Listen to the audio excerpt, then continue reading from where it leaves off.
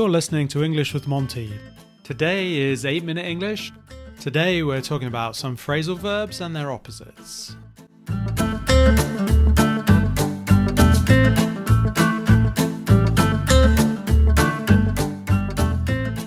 Hello there and welcome to 8-Minute English. I think this episode is going to be around about 8 minutes because it's not super complicated. Hi Gideon, how are you doing? You know, that's like waving a red flag to a bull when you say to me, we have to finish in 8 minutes. I got an important appointment. Don't yap on incessantly because, you know, with me, you're waving the red flag. Don't slow down.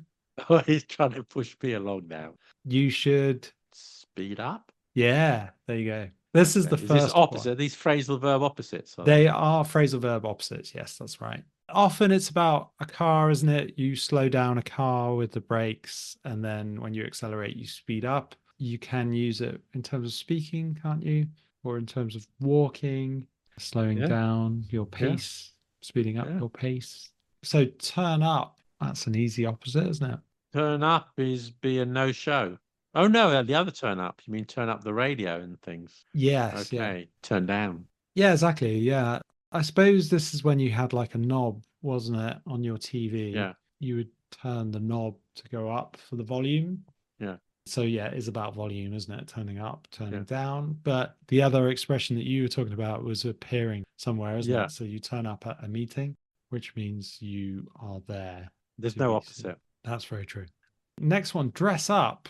Oh, is that dress down? A strange one. Yeah, dress up. I don't use dress down so much. But you do use it. Yeah, you do say dress down, don't you? I suppose you do. It's not used hugely though, is it? Because often you tell people you have to dress up for the interview or something, not you have to dress down for the interview. But sometimes you say, well, it's Friday, you can dress down. In fact, there used to be a thing, didn't it, when I worked in offices, dress down Friday, which is actually an adjective, but fair enough. Didn't have to wear a suit on Fridays. Yeah, it was just like casual clothing, wasn't it? As you say, dressing up is wearing something special, isn't it, for a party, I guess, or an interview. I think it applies formal weather, doesn't it? So not necessarily, do you think so? Not necessarily, does it? I mean, I suppose it could talk about, I don't know, just looking more elegant, can't it? Does that necessarily mean it's formal? I suppose so, yeah. You're right, John, but sometimes it's used to talk about formality. In this job before, you can wear whatever you like, but in this job, you have to dress up. Or dress smart, I guess. Dress smart, yeah. That's similar meaning, yeah. Fine students often get this wrong, but get on and get off. Yeah, get on the bus, get on the train, get off. This is the opposite. It's get in, the opposite is get out, isn't it? You get in the bus and you get out the bus. Well, we don't tend to say that, though, do we? We'd say get in a taxi and get out of a taxi, whereas a bus would always be on, wouldn't it? Oh, is it? Yeah, if it's public transport, we would always say get in and get off. Get on the bus. Oh, yeah, I guess you're right. Because it's a car. A bus is a vehicle with 4 wheels. I sometimes say get in. I thought that was the rule, but you're right.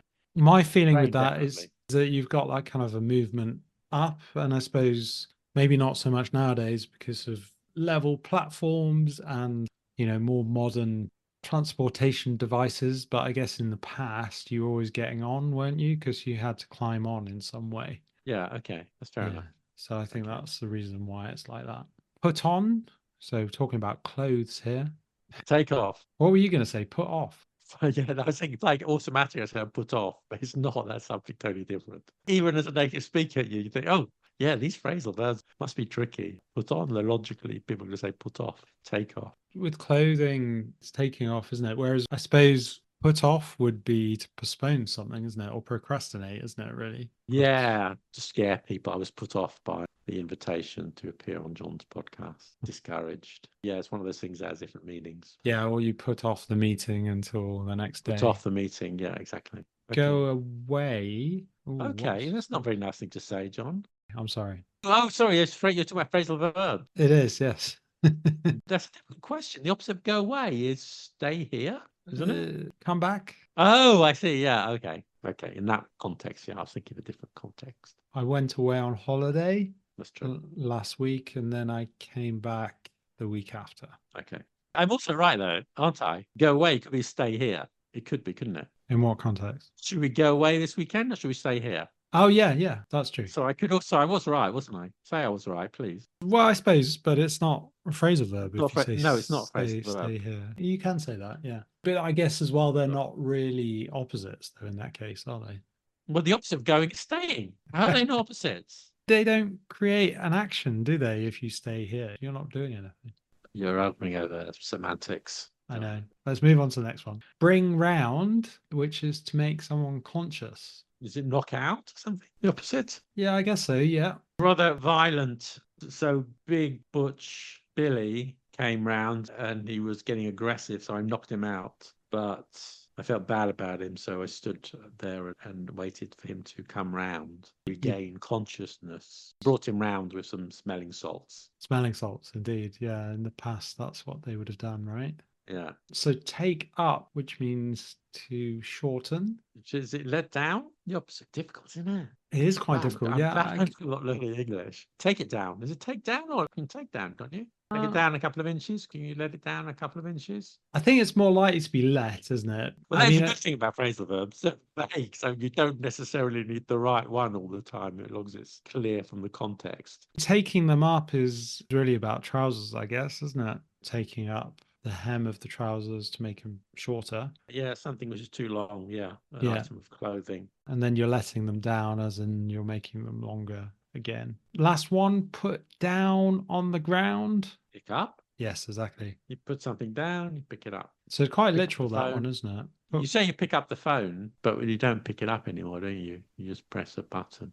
That's true. But again, I think in terms of the history, you would have... Exactly. It's interesting that the vocabulary we use often harks back to an older technology. Yeah, it does. Pick up the phone was Hmm. literally, in the old phones of the 1920s, you saw them on hooks, literally lifted up. Can you imagine, though, if we changed it to a modern sense, it would be a bit weird, wouldn't it? It'd be like swipe the button up. It sounds a bit weird, doesn't it? It may happen over time. I mean, language does change, but often we just carry on using the same thing. Isn't that the thing with Italian? They say on the phone, pronto, when Yes. you pick up the phone. It's because beginning of phones, you had to fiddle about with the phones. It took so long. And it's like, pronto is like, ready. Are you ready? Okay. Are you ready? Are you connected now? So I think it was like that in the early days of phone. So there's, pronto. I think you might be right. I think that's it. Thank you very much, Gideon. I appreciate your help on that. You're welcome. Thought that was a nice little story as well. I like that. You've been listening to 8 Minute English.